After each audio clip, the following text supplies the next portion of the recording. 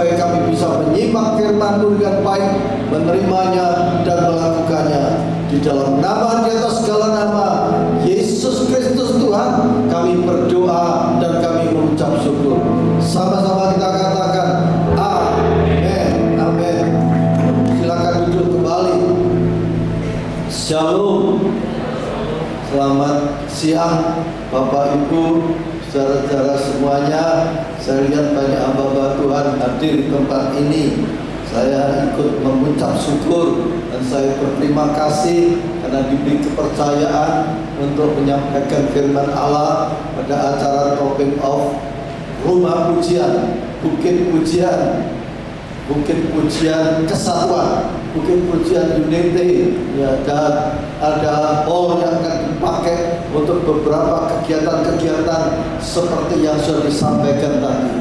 Saudara, semua ini terjadi pasti karena ada hati daripada Pak Wiryawan dan Ibu Ifran yang keluarganya yang mau mempersembahkan hidupnya kepada Tuhan, dan Tuhan meresponi hatinya yang mau menyembah memuji Tuhan ini dengan memberikan visi dan misinya, dan pasti Tuhan akan memperlengkapinya sehingga rumah pujian ini pasti akan terjadi dengan baik dan operasionalnya akan berjalan dengan lancar, dan banyak gereja akan mendukung dan akan terjadi kebangunan rohani, perubahan besar di Indonesia lewat rumah doa pujian ini dalam nama Tuhan Yesus Kristus. Nah, saudara, acara ini saya ingin menyampaikan firman Tuhan. Memang semua ini sarana baik, semuanya ini adalah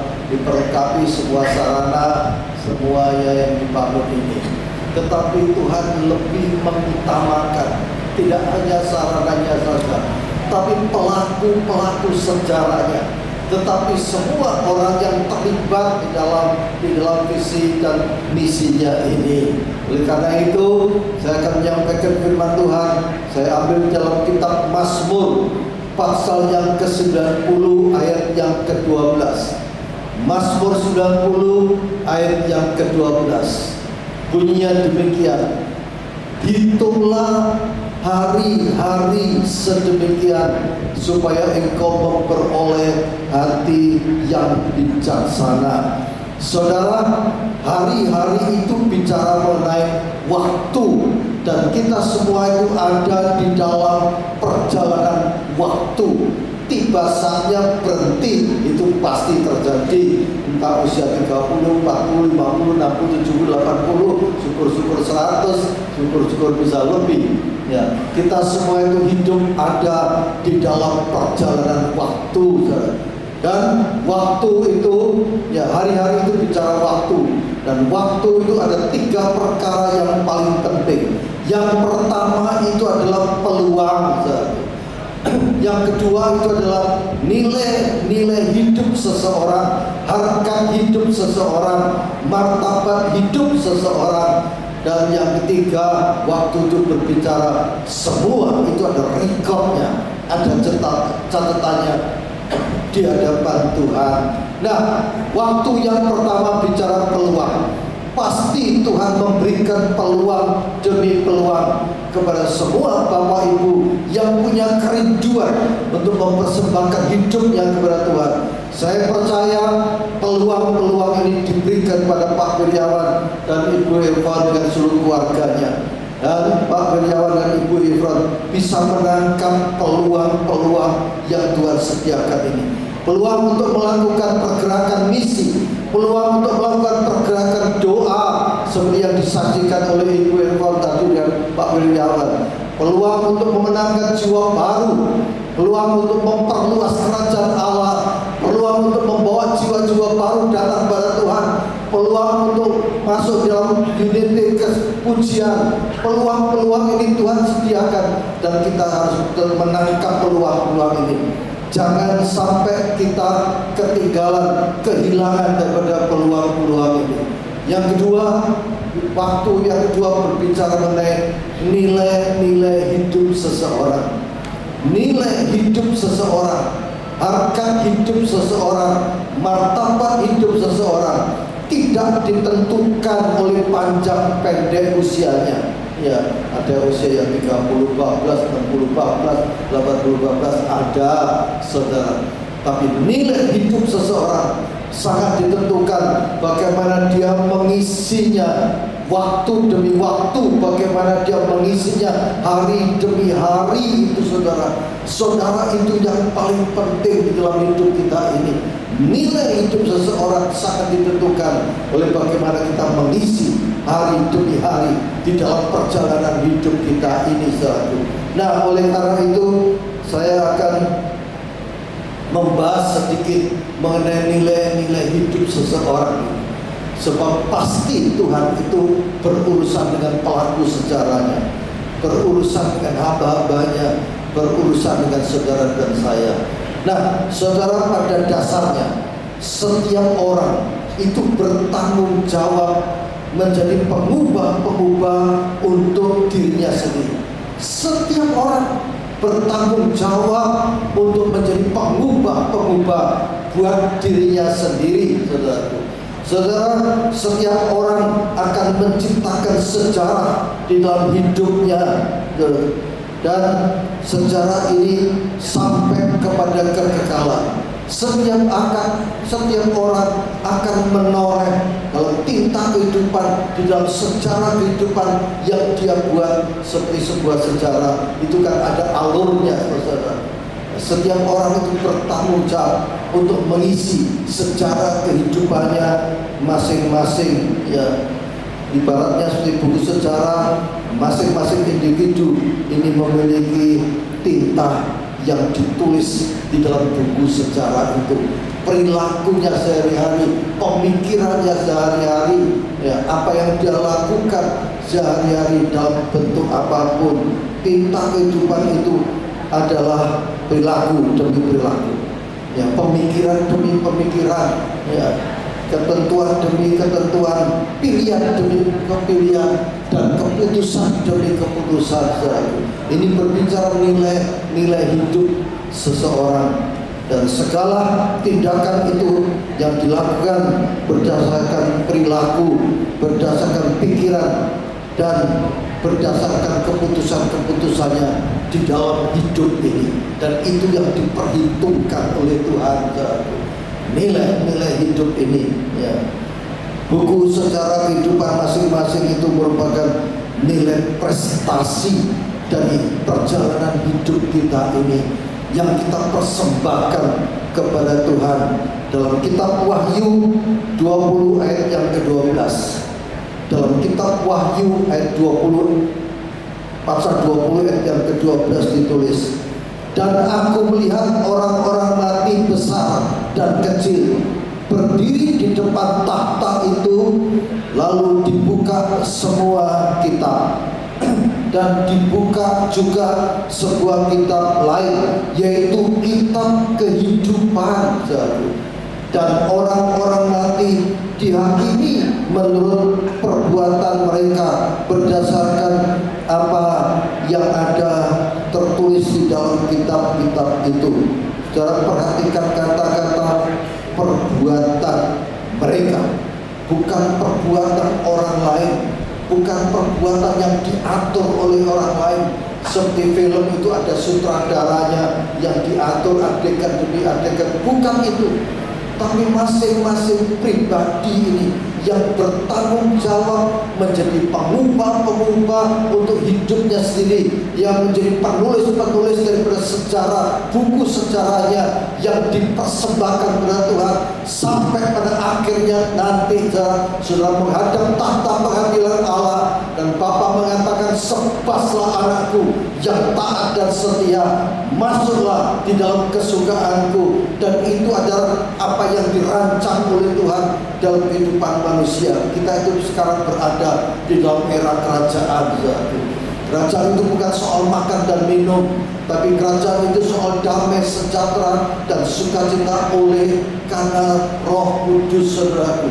Saudara, dalam era kerajaan sekarang ini, yang Tuhan rancangkan dalam hidup kita itu adalah membangun keserupaan, membangun kesamaan seperti Yesus Kristus Tuhan.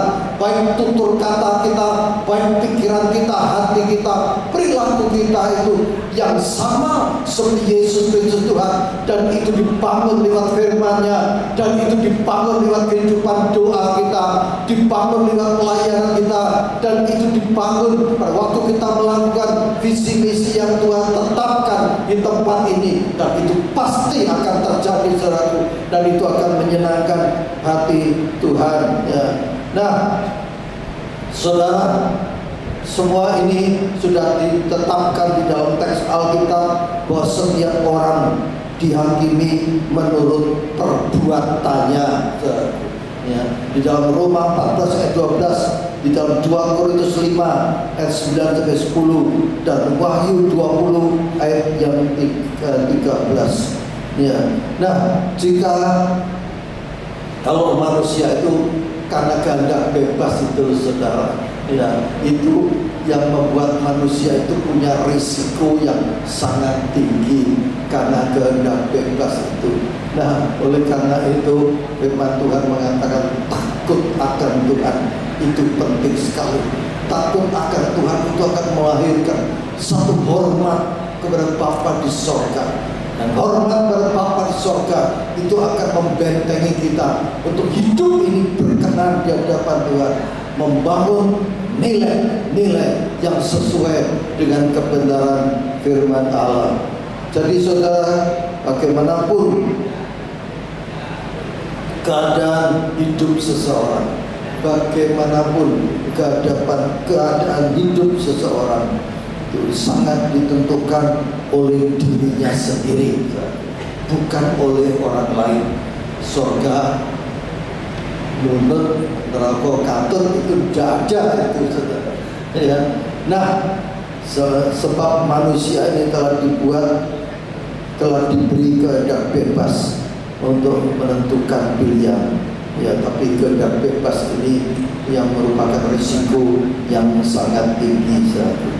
Nah, saudara, dengan pengajaran yang benar bahwa manusia menentukan takdirnya sendiri, bukan orang lain yang menentukan, tapi kita sendiri yang menentukan takdir kita sendiri. Saudara, banyak yang mengatakan takdir itu ditentukan oleh Tuhan. Jalan-jalan kehidupan itu ditetapkan oleh Tuhan dengan Roh Kudus-Nya yang mengajarkan setiap kata firman Allah. Dan firman itu adalah kebenaran, dan kebenaran itu yang memerdekakan kita. Jalan-jalan ditetapkan oleh korban tubuh dan darah Yesus sampai mati di atas kayu salib, tapi hari ketiga bangkit hanya untuk mengampuni dosa kita, supaya kita itu bisa masuk dalam kerajaan surga yang telah ditetapkan oleh Tuhan. Tetapi saudara, takdir itu ditentukan bagaimana kita menyikapi terhadap firman itu, bagaimana kita bisa menerima dan melakukan apa yang Tuhan firmankan itu. Oleh karena itu Tuhan selalu menyediakan Roh Kudus-Nya supaya kita berjalan seirama dengan Roh Kudus, supaya kita berjalan berdampingan dengan Roh Kudus, supaya kita berjalan sederhana dengan Roh Kudus itu yang mengajarkan setiap kata firman Allah, yang membangun hidup rohani kita ini. Saudara, hidup ini harus seimbang, roh, jiwa, dan tubuh. 1 Tesalonika 5 ayat 23 ditulis bahwa manusia itu terdiri pada roh, jiwa, dan tubuh. Tiga-tiganya itu diberi makanan yang seimbang. Makanan roh itu adalah kehidupan doa, makanan roh itu adalah firman Allah, makanan jiwa itu adalah ilmu pengetahuan, bacaan yang baik, dan bacaan yang terbaik itu adalah firman Allah. Dan makanan tubuh itu adalah makanan sehari-hari yang sehat, vitamin, tidur secukupnya, ya, dan lain sebagainya, olahraga, itu makanan tubuh. Tiga-tiganya dibangun seimbang, saudara, supaya kita itu menjadi sehat, roh, jiwa, dan tubuh kita ini. Dan saudara, di firman Allah dalam Roma 8 ayat yang kedua ditulis, hiduplah oleh roh, ya. Bukan, saudara, jangan menerjemahkan hiduplah oleh Roh Kudus, bukan.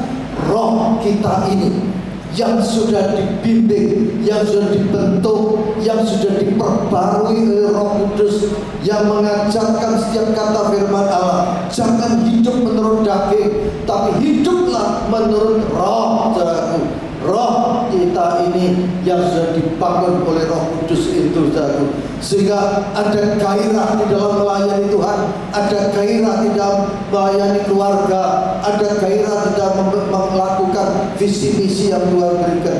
Gairah itu spirit, gairah itu muncul dari roh kita ini, dan Tuhan itu sangat berurusan dengan roh kita itu. Dia berfirman untuk membentuk roh kita ini sesuai dengan apa yang dirancang oleh Tuhan.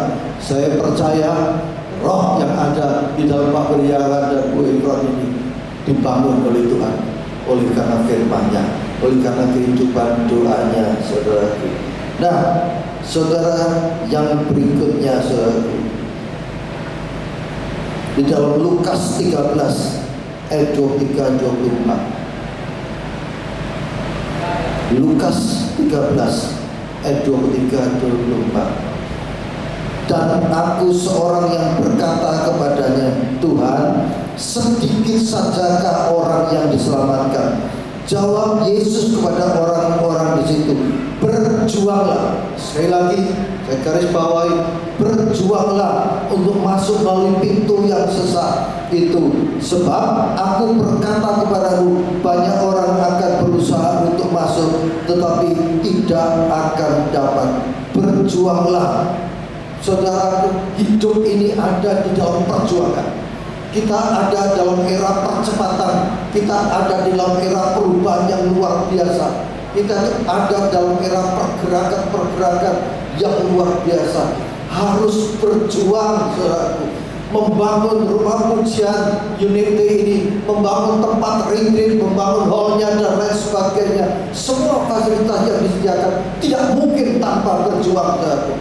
Dan berjuang itu dimulai dari roh dan jiwanya sampai kepada tubuhnya harus seimbang. Berjuang itu artinya apa? Artinya menggerakkan hidup kita ini untuk berbuat, menggerakkan diri kita ini untuk berbuat sesuatu, itu berjuang. Hidup ini ada di dalam perjuangan. Saudara, usia saya sekarang sudah 74.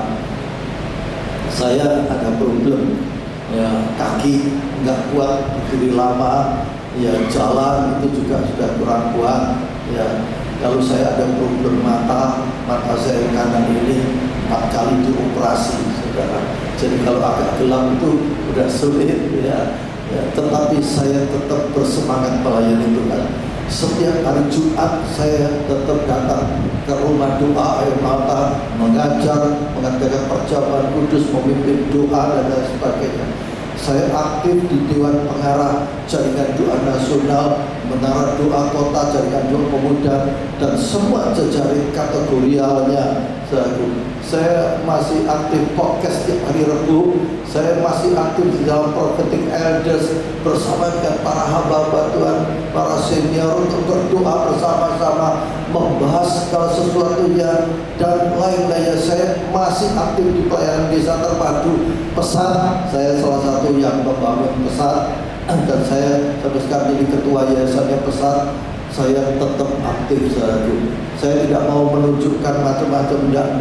Saya bukan membanggakan semuanya, tetapi hidup ini harus berjuang. Enggak bisa tanpa berjuang. Hidup ini harus menggerakkan hidup kita itu untuk bertindak, untuk melakukan sesuatu, saudaraku.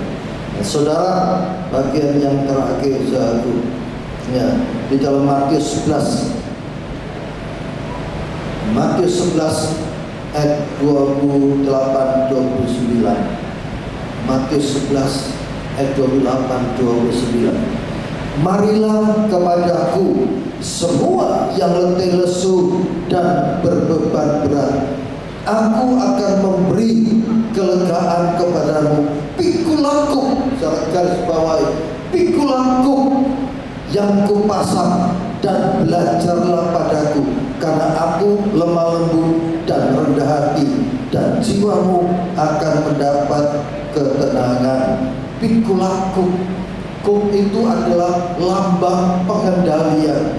hidup kita ini sehari-hari di tengah dunia yang fana ini perlu kendali, saudaraku. Apalagi kita diciptakan ada kehendak bebas dalam hidup kita, perlu kendali. Dan kendali yang terutama itu adalah Roh Kudusnya yang mengajarkan setiap kata firman Allah. Dan firman itu kebenaran, dan kebenaran itu yang memerdekakan kita, dimerdekakan kita dari segala nafsu dunia yang jelek ini, dimerdekakan kita dari segala dosa dan lain sebagainya, dimerdekakan oleh firman Allah yang diajarkan oleh Roh Kudusnya. Oleh karena itu perlu kendali dalam hidup kita ini, saudara. Mau kaya, mau kurang, mau berlebihan, mau apapun, dengan profesi apapun, saudaraku, semua hamba Tuhan, pendeta pun, saya pun perlu kendali. Dan kendali yang terutama itu dari Roh Kudusnya itu, saudaraku, yang mengajarkan setiap kata firman Allah. Dan Roh Kudus yang menuntun di dalam kehidupan doa. Sama seperti Bu Efron, saya dulu waktu dipanggil sebagai pendoa, saya tidak bisa apa-apa. Ya, saya cuma niru mertua saya itu kalau berdoa itu sampai berjam-jam, ya, netesin air mata, cuma ngomong mengucap syukur gitu aja. Saya ini waktu diajak pertama kali, saya lihat, loh, ini sembahyang kok netesin air mata, ya. Lalu bilang terima kasih diulang-ulang.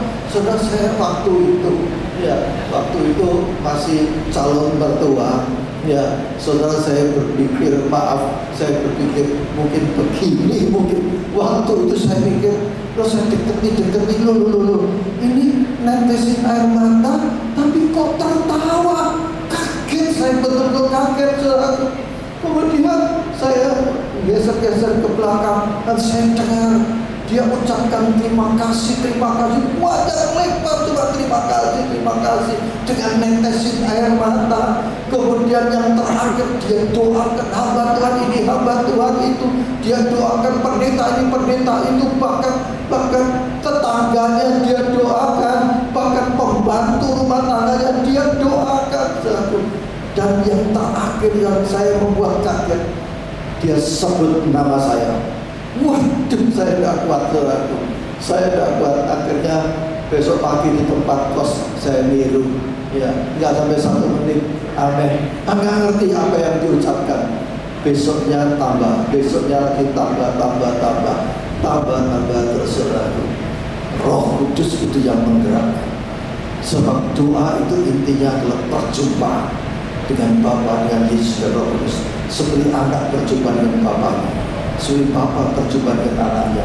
Karena cinta, karena dasar cinta yang menimbulkan satu kerinduan untuk berjumpa itu, saudara.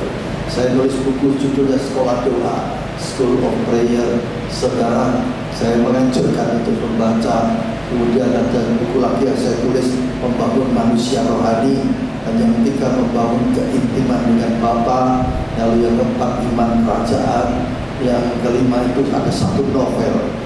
Itu adalah novel itu true story yang ditulis oleh Albertin Indah. Itu adalah kisah membangun keluarga bahagia dengan dasar cinta. Saudara, membangun kehidupan doa tanpa cinta tidak bisa. Hanya untuk diucapkan aku cinta engkau tidak bisa. Dengan tetesan air mata, aku cinta engkau Yesus. Aku mempersembahkan hidupku hanya untuk memuliakan Engkau. Amin. Mari kita berdoa. Bapa, kami mengucap syukur sebab kami percaya Engkau sudah berfirman, Engkau sudah menyampaikan isi hatimu, dan firman Allah ini yang menuntut jalan-jalan hidup kami sampai kepada kekekalan. Dan firman Allah ini yang menuntut semua jalan-jalan hidup Pak Wiryawan, Ibu Efron dengan seluruh keluarganya, dengan semua staf-stafnya untuk melaksanakan semua yang dirancang bangunan-bangunan ini sampai selesai, dan merancang untuk kegunaan selanjutnya, merancang untuk proses-proses selanjutnya. Kami percaya firman ini yang akan membentengi, yang menuntut jalan-jalan hidupnya sampai pada akhirnya. Tuhan, kami mengucap syukur, dan biarlah Roh Kudus ini yang memeteraikan setiap kata firman Allah ini, khususnya pada Pak Budiawan dan Ibu Ikram dan keluarganya, dan juga kepada semua hamba-hambanya yang hadir di tempat ini. Berikan kepada semua hamba-hambamu ini damai, sejahtera, sukacita surgawi, usia panjang dengan roh tubuh jiwa yang sehat dan segar. Demi nama Tuhan Yesus Kristus kami berdoa, kami mengucap syukur. Sama-sama kita katakan amin, amin, amin. Terima kasih, Tuhan berkati saudara semua.